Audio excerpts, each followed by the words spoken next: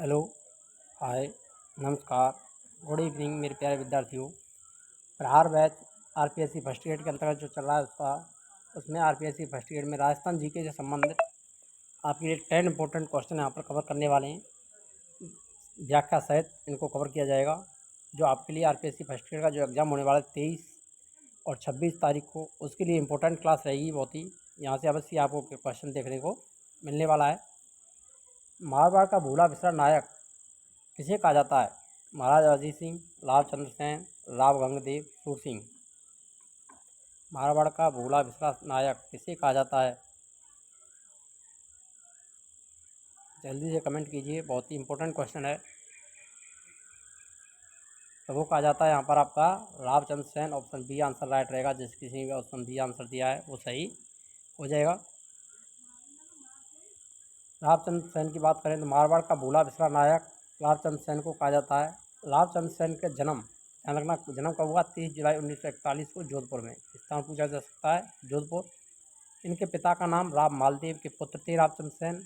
राव मालदेव की मृत्यु के बाद रावचंद्र सेन सिवाना से जोधपुर आए। 1562 में जोधपुर की गद्दी पर ये शासक बने। तो रावचंद्र सेन शासक कब बना था? 1562 में। मुगल विरुद्ध उन्होंने लड़ाई लड़ी। इन्हीं का अनुसरण महाराणा प्रताप ने किया। तो महाराणा प्रताप का अग्रगामी किसे कहा जाता है? चंद्रसेन। रावचंद्र सेन को कहा जाता है। इतिहास में उचित महत्व ना मिलने के कारण चंद्रसेन को मारवाड़ का भूला बिसरा नायक भी कहा जाता है। यानी उनको इतिहास में उचित महत्व नहीं मिला, इसीलिए इनको भूला बिसरा शासक कहते हैं। इन्हें मारवाड़ का प्रताप भी कहा जाता है। निम्नलिखित में से किस जिले में अंतर्राष्ट्रीय अंतर्राज्यीय सीमा दोनों हैं? ये यहाँ पर दिया है अंतर्राष्ट्रीय और अंतर्राष्ट्रीय सीमा बनाने वाले जिले जालौर, बाड़मेर, हनुमानगढ़, बीकानेर। कौन सा जिला है यहाँ पर जो अंतर्राष्ट्रीय अंतर्राज्यीय सीमा बनाता है? जल्दी से कमेंट कीजिए, इंपॉर्टेंट क्वेश्चन है। तो वो यहाँ पर रहेगा आपका ऑप्शन बी बाड़मेर। ये पाकिस्तान के साथ में अंतर्राष्ट्रीय और गुजरात के साथ में अंतर्राज्यीय सीमा बनाता है। साथ ही साथ देखिए, राजस्थान के 2 ऐसे ज़िले हैं जिनसे अंतर्राष्ट्रीय सीमाएं लगती हैं। गंगानगर की जो सीमा पाकिस्तान पंजाब से, बाड़मेर की पाकिस्तान और गुजरात से लगती है। निम्नलिखित में से राजस्थान के किस क्षेत्र से अली बख्शी ख्याल का संबंध है? यानी अली बख्शी ख्याल कहाँ की है? चिड़ावा, अलवर, करौली, चित्तौड़गढ़। तो जल्दी से कमेंट में आंसर दीजिए, अली बख्शी ख्याल का संबंध किससे है?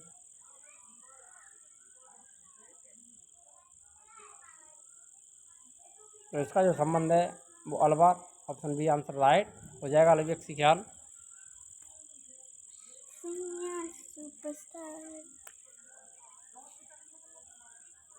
अली बख्शी ख्याल का मूल क्षेत्र अलवर क्षेत्र है। इस ख्याल के जनक अली बख्श हैं। कौन है? अली बख्श के नाम पर इसका नाम अली बख्शी ख्याल पड़ा है। अलवर का रसखान भी इनको कहा जाता है। मोस्ट इंपोर्टेंट है, ध्यान रखना। अलवर का रसखान किसी कहा जाता है? अली बख्श को कहा जाता है। पन्नादाय दुर्गादास के जीवन से जो विशेष प्रेरणा मिली है वह है सेवा भावना की, साहस एवं धैर्य की, धोखा ना देने की, देश के लिए बलिदान की। पन्नादाय और दुर्गादास के जीवन से जो विशेष प्रेरणा मिलती है वो किसकी है?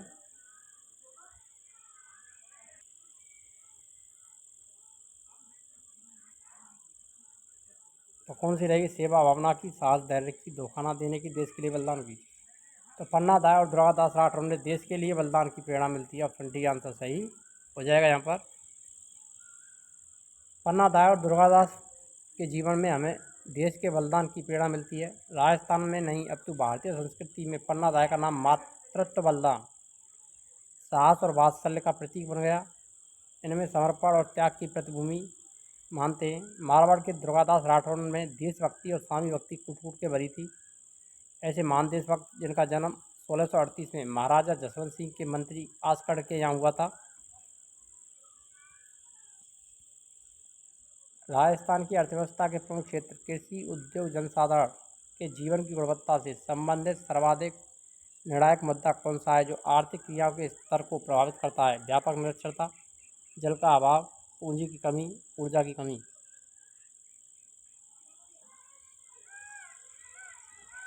तो कौन सा रहेगा यहाँ पर? व्यापक निरक्षरता, ऑप्शन ए सही रहेगा। देश के अन्य राज्यों की तुलना में राजस्थान की साक्षरता दर बहुत कम है। वर्ष 2011 में राष्ट्रीय साक्षरता दर 73% है। तो भारत की साक्षरता दर कितनी है? 73%, जबकि राजस्थान में साक्षरता का परसेंट 66.1%। राजस्थान की साक्षरता कितनी है? 66.1% है। इससे स्पष्ट होता है कि राजस्थान में अभी भी लगभग आधे से कुछ कम जनसंख्या निरक्षर है। यही व्यापक निरक्षरता, अशिक्षा ही राजस्थान में कृषि, उद्योग, जीवन स्तर में अपेक्षित वृद्धि नहीं होने का निर्णायक कारक होती है। किस जिलों के समूह में अधिकतम वन क्षेत्र पाया जाता है? करौली, सिरोही, डूंगरपुर, बारां, उदयपुर, चित्तौड़गढ़, बांसवाड़ा, धौलपुर, राजसमंद, भरतपुर, झालावाड़, कोटा। कौन सा समूह है जहाँ पर सर्वाधिक वन क्षेत्र है?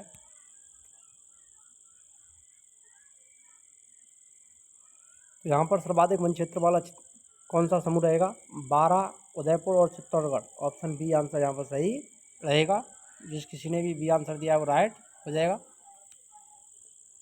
राजस्थान के कोटा राज्य में 1857 के विद्रोह का नेतृत्व करने वाले थे लाला जयदयाल एवं मेहराब खां, पंडित नैनूराम शर्मा, विजय सिंह पाठक, खुशहाल सिंह और राम सिंह, लाला हरदयाल और महावत खां। जल्दी से कमेंट में आंसर दिए, कोटा में विद्रोह का नेतृत्व करने वाले कौन थे?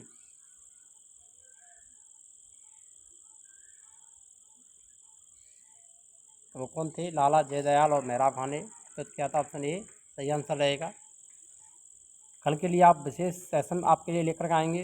30 और 26 तारीख का जो पेपर रहेगा उसके लिए आपके लिए इम्पोर्टेंट मॉडल पेपर, हूबहू ऐसा ही पेपर आपको देखने को मिलेगा। तो कल तैयार रहें फर्स्ट मॉडल पेपर के लिए, जो आपको संपूर्ण क्वेश्चन 75 क्वेश्चन वहाँ पर आपको देखने को मिलेंगे सभी सब्जेक्ट के। और वहाँ से अवश्य आपको 30 या 40 क्वेश्चन भी आपको कवर होने वाले हैं एग्जाम में। उस प्रकार के क्वेश्चन, सेलेक्टेड क्वेश्चन आपके लिए लेकर के आने वाले हैं। कल तैयार रहें। तो देखिए, राजस्थान के कोटा राज्य में 1857 का विद्रोह 15 अक्टूबर को प्रारंभ हुआ। कोटा में विद्रोह कोटा की राजकीय सेना और आम जनता ने किया था। इसका नेतृत्व लाला जयदयाल और मेहराब खां ने किया। 1857 की क्रांति में राजस्थान में कोटा रियासत सबसे अधिक प्रभावित रही। तो कौन सी रियासत सबसे अधिक प्रभावित रही थी? कोटा। मेजर जनरल रॉबर्ट्स के नेतृत्व में अंग्रेजी सेना ने कोटा विद्रोह को दबा दिया। तो कोटा विद्रोह का दमन किसने किया था? जनरल रॉबर्ट्स ने। जयदयाल और मेहराब खां को फांसी की सजा दी गई थी।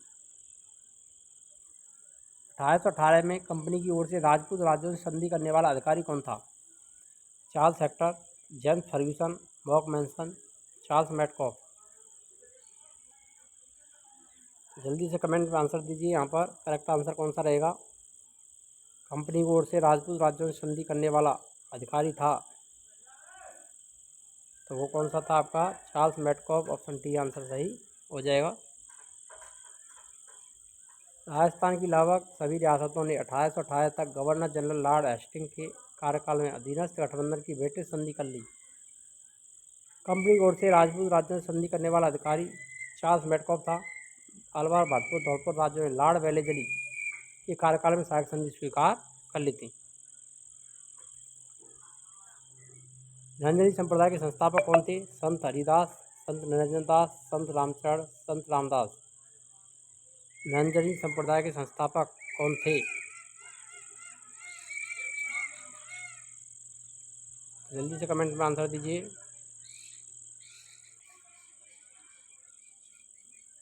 हरिदास, निरंजन दास, संत रामचरण, संत रामदास। निरंजनी संप्रदाय के संस्थापक कौन थे? जल्दी से कमेंट में आंसर दीजिए। तो वो रहेंगे आपके संत हरिदास जी। ऑप्शन ए आंसर सही हो जाएगा। आइए व्याख्या देखते हैं। वर्तमान में वैष्णव निरंजनी के नाम से पूरे राजस्थान विख्यात निरंजनी संप्रदाय की स्थापना 15वीं शताब्दी में की थी। इस प्रसिद्ध संत हरिदास ने की। निरंजनी संप्रदाय ज्ञान, भक्ति और वैराग्य का सम्मिश्रण है।